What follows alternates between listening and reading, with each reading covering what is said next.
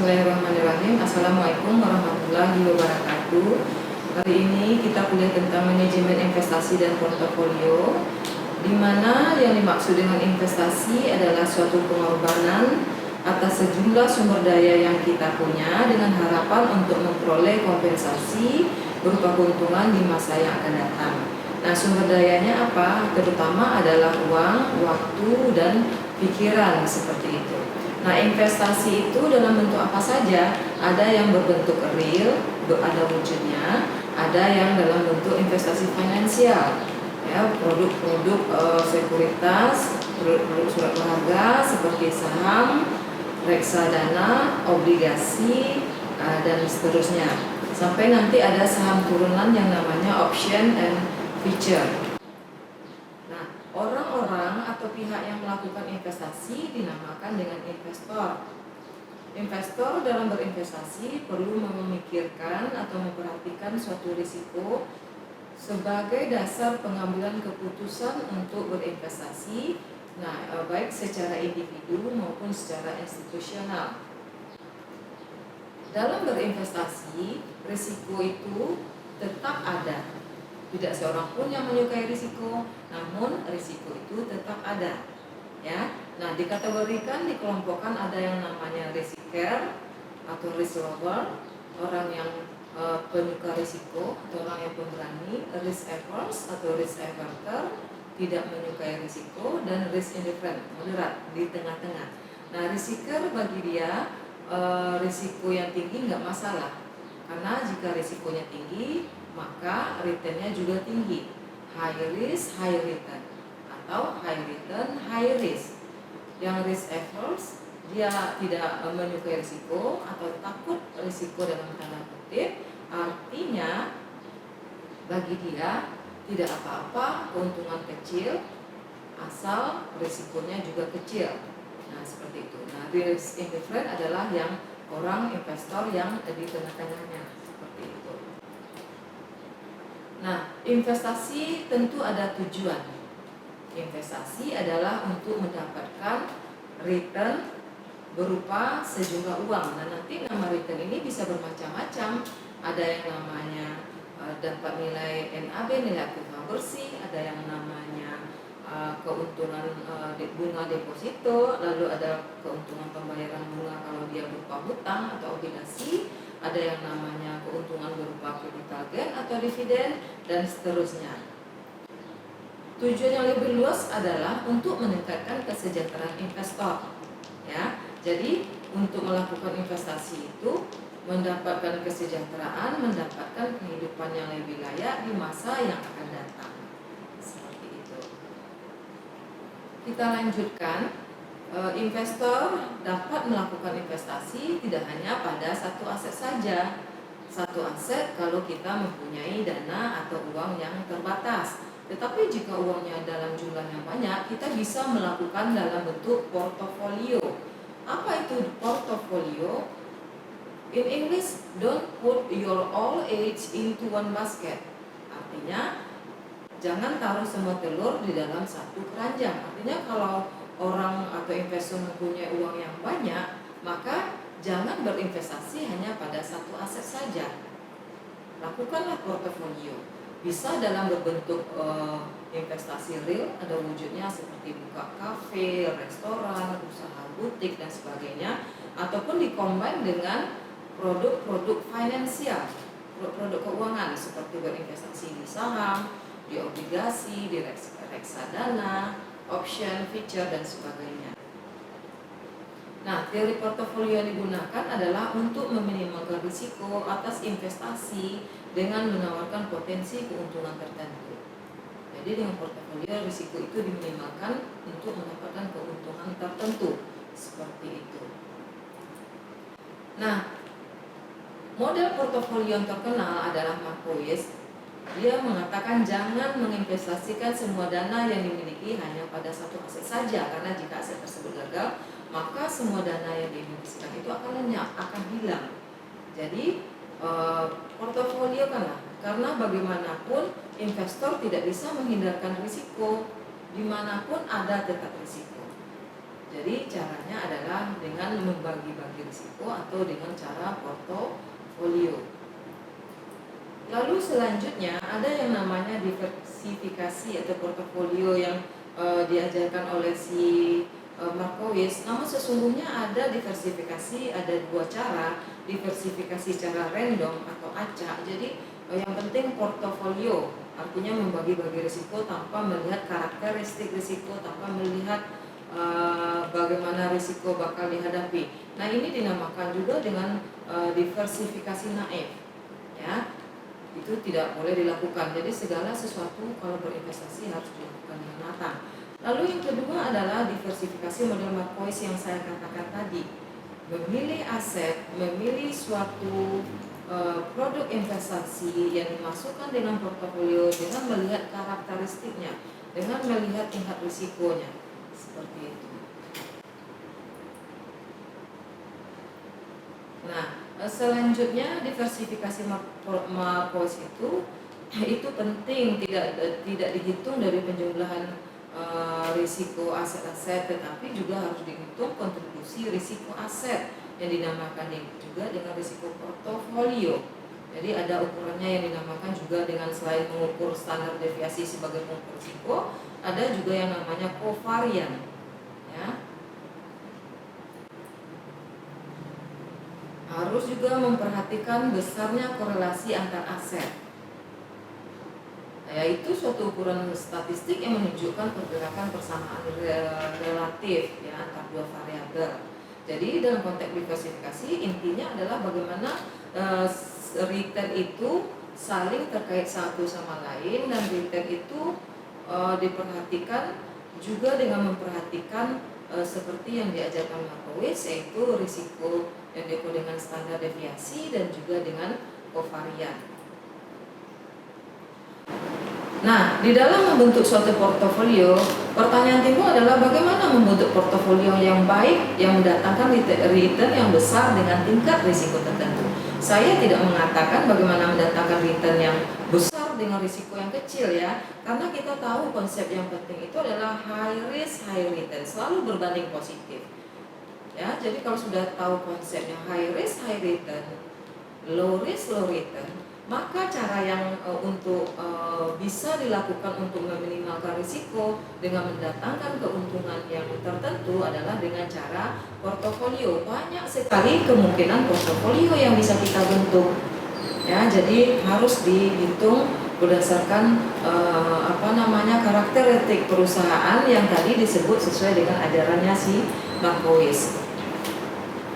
Oke, jadi pertanyaan berikutnya, selain dari kumpulan jenis portofolio, yang mana portofolio dipilihnya, berapa proporsi dana yang harus diinvestasikan pada suatu portofolio? Misalnya ada suatu usaha kafe, ada suatu usaha fotokopi, ada usaha saham. Nah, masing-masingnya berapa persen yang mau ditaruh? Apakah 50%, 25%, 25% dan sebagainya. Jadi ada proporsi dana yang dihitung berdasarkan karakteristik dari investasi tersebut. Lalu ada istilah CAPM, in English Capital Asset Pricing Model, yaitu tadi sudah tahu kita bagaimana mendapatkan return maksimal dengan tingkat risiko tertentu. Diperlukan model keseimbangan CAPM, ya. Model ini membantu investor memahami return dan risk yang akan ditanggung. Lalu gambar CAPM itu adalah risikonya terkait dengan hanya risiko pasar saja. Sementara APT risikonya adalah menggambarkan hubungan return dan risk. Risiko yang relevan tidak hanya risiko pasar saja atau risiko beta, tetapi juga dipengaruhi oleh risiko-risiko lain yang lebih luas. Jadi perbedaan CAPM dengan APT, CAPM hanya mengukur risiko yang terkait dengan risiko pasar saja, risiko beta. Sementara untuk APT itu adalah untuk seluruh total risiko. Jadi lebih luas dengan APT. Risiko pasar itu apa saja? Risiko pasar itu ya misalnya dengan tingkat inflasi, tingkat nilai kurs dan sebagainya. Yang memang yang tidak bisa dihindarkan atau diminimalkan oleh perusahaan. Misalnya begini, $1 sekarang taruhlah Rp15.000. Sebut satu perusahaan atau beberapa perusahaan yang bonafit di negara kita ini, apakah yang $1.15.000 itu dia bisa membuat $1 menjadi 10.000 rupiah saja? Nah, tidak kan? Nah, itulah yang dinamakan dengan risiko pasar. Lalu risiko itu sendiri dibedakan atas risiko yang berdiri sendiri, stand alone risk, dan ada yang dinamakan dengan risiko pasar. Risiko dalam konteks portofolio aset, ada risiko pasar, risiko sistematis, dan risiko tidak sistematis. Ya, risiko pasar tadi saya sudah jelaskan, risiko tidak sistematis tergantung dengan risiko yang terjadi di perusahaan yang bisa diminimalkan. Tadi saya katakan risiko pasar tidak bisa dihilangkan, diminimalkan, tetapi risiko perusahaan, risiko tidak sistematik itu adalah bisa diminimalkan atau dihilangkan sama sekali. Contoh risiko perusahaan, menurunnya tingkat penjualan. Nah, bagaimana cara menghandle? Cara menghandlenya yang bisa dengan meningkatkan biaya promosi, ya, jadi penjualan meningkat lagi. Nah, seperti itu. Atau risiko apa yang lain misalnya terjadi di perusahaan? Risiko terjadinya sering pencurian misalnya. Nah, gimana perusahaan cara menghindari? Ya, misalnya tambahkanlah tingkat pengaman, banyak Pak Satpam, tambahkan CCTV dan sebagainya. Jadi risiko sistematis itu risiko yang tidak bisa dihilangkan, risiko tidak sistematis, risiko yang bisa dihilangkan atau diminimalkan. Selanjutnya kita berbicara mengenai pasar sekuritas. Kita sudah mengupas apa itu investasi, apa itu portofolio, apa itu risk and return. Sekarang tempatnya di mana? Yaitu di pasar sekuritas.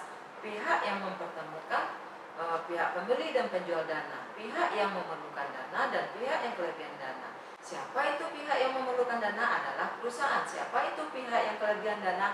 Adalah investor. Jadi kalau berinvestasi itu adalah uang yang berlebih. Ya, jadi memang uang yang berlebih, jangan uang untuk konsumsi dipakai untuk berinvestasi. Ya, karena hal yang terburuk dengan investasi adalah uangnya bisa berkurang atau bahkan hilang sama sekali. Ya, oke, lalu pasar sekuritas itu sendiri nanti ada yang namanya pasar primer dan pasar sekunder. Anda semua pernah mendengar istilah IPO, Initial Public Offering, tempat pertama kali perusahaan yang tadinya limited tertutup untuk menjadi perusahaan yang lebih terbuka, menjadi perusahaan TBK, PT, Bukopin, TBK. Artinya kepemilikan saham-sahamnya dimiliki oleh masyarakat luas, seperti itu. Ya. Lalu ada istilah pasar uang, ada pasar modal, itu dalam konteks di pasar modal itu sendiri. Lalu kita bisa sebut tadi pasar perdana saya sudah sebut IPO, antara emiten itu nama lain perusahaan ya, emiten dengan si investor. Apa keuntungan bagi perusahaan atau emiten itu melakukan go public adalah kemudahan meningkatkan modal di masa yang akan datang, lalu manfaat diversifikasi atau membagi-bagi risiko tadi, lalu meningkatkan likuiditas, dan nilai perusahaan itu diketahui oleh masyarakat luas, seperti itu. Nah, sebelum menawarkan saham, perusahaan akan mengeluarkan informasi terhadap perusahaan itu sendiri yang disebut dengan prospektus. Semuanya harus bersifat transparan. Ya, ketika perusahaan mau go public, perusahaan harus transparan, baik laporan keuangan dari segi SDM, dari segi operasional dan sebagainya. Ya, nggak ada yang disembunyikan karena dia sudah merupakan perusahaan publik. Oke. Lalu dalam berinvestasi ada yang perlu diperhatikan jumlah saham, nominal, bidang usaha, riwayat singkat perusahaan, tujuan go public, kegiatan dan prospek usaha, risiko, kebijakan dividen, kinerja, dan agen-agen penjualan. Jadi benar-benar memang harus bersifat transparan, seperti itu. Nah, instrumen pasar modal sendiri apa saja sih produknya? Adalah ada saham, ada obligasi, ada reksadana. Tadi saya sudah sebut juga ada option dan juga feature. Kalau berinvestasi di saham itu apa sih returnnya? Di awal tadi saya sudah sebut adalah capital gain ditambah dengan dividen. If you buy and hold, artinya jika dividen ditahan Anda mengharapkan dividen. But if you buy and sell on the other hand, itu artinya si investor mengharapkan keuntungan lebih dari atas saham yang dia jual. Itu yang dinamakan dengan capital gain. Sebaliknya, apakah saham ada risiko? Kita jangan hanya mengharapkan keuntungan saja, tetapi juga perhatikan perhatikan risk-nya, karena bagaimanapun risk and return seperti dua sisi satu mata uang, ada sebelahnya lagi, ya. Risikonya apa? Adalah capital loss, rugi. Tadi belinya 100 rupiah per lembar saham, kita membelinya per lot, ya, satu lot itu 100 lembar. Nah sekarang beli 100, jualnya 90. Kenapa dijual 90? Ya takut lebih turun lagi, nggak apa-apa rugi 10 rupiah. Itulah dinamakan dengan capital loss. Lalu risiko berikutnya adalah risiko likuidasi. Risiko apa? Risiko dibubarkannya perusahaan ketika perusahaan itu sudah pilot atau bangkrut. Lalu bagaimana dengan kekayaan investor yang sudah diinvestasikan? Ya akan hilang begitu saja. Karena ingat, suatu perusahaan yang berbentuk PT, kekayaan antara pribadi dengan perusahaan itu jelas terpisah, ya, seperti itu. Itulah yang terjadi di pasar modal kita seperti itu. Sesi pertama itu saja, berikut nanti akan kita lanjutkan pada sesi berikutnya. Baik, selanjutnya kita lanjutkan sesi yang kedua adalah tentang pasar modal Indonesia. Tadi juga udah cerita, ya. Tadi sudah ada obligasi, ada saham biasa, ada saham preferen, ada prime issue, reksadana, dan produk-produk derivatif atau produk turunan juga sangat banyak. Apalagi di zaman sekarang banyak sekali produk-produk yang ditawarkan kepada si investor. Investor harus ingat, apa yang harus diingat? Jika returnnya besar, maka risikonya juga besar, ya. Itu yang terjadi di tengah masyarakat, maunya untung besar tapi maunya risikonya kecil. It's impossible, karena bagaimanapun high risk high return. Nah seperti itu. Lalu pasar modal di Indonesia itu pasti ada manfaatnya, karena bagaimanapun pasar modal itu dikontrol, diawasi oleh pemerintah di bawah OJK, seperti itu. Jadi pasar modal merupakan tempat mengalokasikan dana, alternatif investasi, memiliki perusahaan yang prospeknya bagus, lalu manajemen perusahaannya transparan, karena tadi saya jelaskan harus bersifat disclosure, transparan, lalu meningkatkan aktivitas ekonomi nasional secara umum. Nah, sejarah perkembangan pasar modal itu telah ada di tahun 1912. Nah, saya tidak bisa menjelaskan secara lebih detail lagi. Namun di tahun 2007 itu sudah ada penggabungan, dulu namanya Bursa Efek Surabaya dan Bursa Efek Indonesia. Lalu sekarang menjadi yang namanya Bursa Efek Indonesia saja. Dulu namanya Bursa Efek Surabaya dan Bursa Efek Jakarta digabung dengan yang namanya Bursa Efek Indonesia. Satu nama saja. Lalu apakah satu lembaga saja di pasar modal? Itu tidak, karena lembaga-lembaga di pasar modal itu banyak, tidak hanya transaksi antara perusahaan dan investor saja. Nah, kedudukan tertinggi di pasar modal itu adalah di Menteri Keuangan, lalu ada OJK, lalu ada badan-badan seperti Bursa Efek, lembaga penyimpanan, lembaga clearing, dan sebagainya. Lalu tentu ada fungsi efek tadi sudah saya sebutkan, transaksi perdagangan tadi. Lalu kegiatannya ada lagi yang namanya perantara pedagang efek atau broker. Jadi sekarang di zaman yang sudah canggih, si investor hanya bisa bertransaksi melalui elektronik saja, melalui rekening dana nasabah namanya. Ya, jadi tidak perlu pergi ke Jakarta, kita punya akun, kita connect ke internet, kita bisa bertransaksi seperti itu. Tetapi walau bagaimanapun ada perantara yang namanya broker, ya. Jadi antara perusahaan dengan investor ada broker di tengah-tengahnya. Lalu ada yang namanya manajer investasi. Nah, manajer investasi itu biasanya adalah untuk investasi di reksadana. Apa itu reksadana? Reksadana adalah si investor hanya mengumpulkan uangnya saja karena tidak mempunyai waktu yang cukup, tidak mempunyai kemampuan untuk berinvestasi saham di pasar modal. Jadi dia mempercayakannya kepada manajer investasi, ya. Manajer investasilah yang akan mengelolanya, manajer investasilah yang akan memportofoliokannya, sehingga si investor hanya tinggal terima saja berapa keuntungan yang bakal dia dapat. Lalu nanti ada lagi yang namanya underwriter atau penjamin emisi, itu ada semuanya di pasar modal. Ada lagi siapa? Akuntan, ada konsultan hukum, notaris, dan penilai. Proses transaksinya pun harus menggunakan jasa pialang. Tadi saya sudah sebut, lalu pialang akan memperoleh imbalan berbentuk komisi seperti itu. Nah, di bursa efek tadi saya sudah sebut satu lot 100 saham. Ya, jadi membelinya per lot. Kalau dulu sebelumnya adalah 500, lalu sekarang turun menjadi 100 dengan tujuan agar masyarakat luas itu bisa berinvestasi, ikut berinvestasi, karena pemerintah juga menggalakkan bursa efek itu sebagai penyokong perekonomian kita, seperti itu. Nah, lanjutnya adalah bagaimana caranya untuk menjadi nasabah? Bukalah yang namanya rekening dana RDN, rekening dana nasabah. Lalu selanjutnya, apakah kita membeli saham itu hanya secara naif saja? Nah, tidak. Maksudnya apa? Kita harus melakukan analisis. Analisis apa yang dilakukan? Ada yang namanya analisis fundamental dan analisis teknikal. Analisis fundamental itu berdasarkan pada data-data yang tersedia di perusahaan.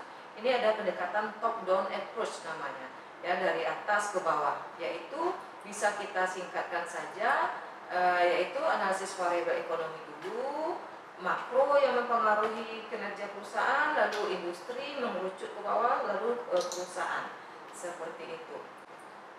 Analisis makro itu penting karena lebih luas, ya, mencerminkan yang terjadi pada perekonomian makro seperti apa, ada PDB, produk domestik bruto, tingkat bunga, tingkat pengangguran, harga BBM dan sebagainya. Oke, termasuk indeks kepercayaan, tingkat inflasi dan seterusnya. Lalu mengerucut ke tengah, analisis industri itu berdasarkan industri prospek yang terbaik. Setelah menganalisis makro, industri yang mana saham bagus termasuk dalam kelompok industri yang mana. Oke, lalu selanjutnya apakah kita perlu mengestimasi return? Iya, mengestimasi return itu di tingkat dari industri juga nanti kepada tingkat perusahaannya dengan pendekatan earning per share. Nah, untuk mengetahui tentang earning per share boleh dilihat lagi buku manajemen keuangannya. Nah, selanjutnya intensitas persaingan dalam industri akan menentukan kemampuan industri untuk memperoleh tingkat return rata-rata. Jadi ada ancaman bargaining power dari pembeli, itu industri, ada pemain yang ada, pemasok, barang substitusi dan sebagainya. Lalu mengerucut ke bawah, analisis fundamental berdasarkan perusahaan itu sendiri. Nah, perusahaan sendiri, perusahaan manakah yang terbaik, yang terpilih, yang kita lakukan investasi pada perusahaan itu. Misalnya tadi maunya perusahaan di bidang real estate misalnya, lalu di bidang real estate itu apa? Atau di bidang keuangan, perbankan. Nah, di bidang perbankan itu kan banyak, perbankan yang mana, bank yang mana, misalnya Bank Mandiri misalnya, itu adalah mengerucut ke perusahaan. Selanjutnya, selain pendekatan fundamental, ada pendekatan teknikal. Teknikal ini lebih kepada berdasarkan data-data historis, pola-pola pergerakan harga saham masa lampau. Jadi diperlukan kemampuan membaca dengan benar arahnya kemana, seperti itu. Para analisis teknikal percaya investor akan memperoleh abnormal return jika investor mampu mengakses informasi yang cepat. Jadi diperlukan kemampuan menganalisis yang tinggi, punya insting yang tajam. Nah, biasanya ini lebih ke praktikalnya, yaitu si investor yang sudah langsung atau broker yang selalu in front of computer, selalu di depan komputer, selalu memantau pola pergerakan harga saham. Jadi dia sudah mempunyai kemampuan analisis yang cepat, insting yang tajam untuk benar-benar mengetahui ini posisi saham perusahaan dalam keadaan baik, buruk, atau moderat. Ada kritik terhadap analisis teknikal karena kritikan yang paling tajam tentu muncul dari para penganut hipotesis efisiensi pasar yang sama sekali tidak percaya bahwa harga saham di masa akan datang dipengaruhi oleh harga saham masa lampau. Artinya data yang sekarang ini dipengaruhi oleh data-data yang lama. Nah, seperti itu. Kita contohkan misalnya IP Ananda itu semester kemarin 3,5. Apakah IP next in the future itu tetap 3,5? Jawabannya tentu maybe yes, maybe no, bisa 3,5, bisa turun atau bahkan meningkat. Jadi tidak selalu mencerminkan seperti itu, ya. Namun bagaimanapun Ya, harus ada sinergi yang baik-baiknya kita ambil. Kalau misalnya fundamental itu biasanya oleh akademis yang mengatakan itu lebih baik karena based on data, berdasarkan data-data perusahaan, laporan keuangan, laporan perubahan modal dan sebagainya. Itu dikombinkan saja dengan data-data historis, pola-pola pergerakan harga saham, pola volume perdagangan, karena bagaimanapun untuk melakukan transaksi saham di pasar modal itu dibutuhkan informasi dari kedua pendekatan tersebut, seperti itu. Demikian Ananda semua dari penjelasan Ibu tentang perkuliahan kita, semoga Ananda memahaminya. Assalamualaikum warahmatullahi wabarakatuh.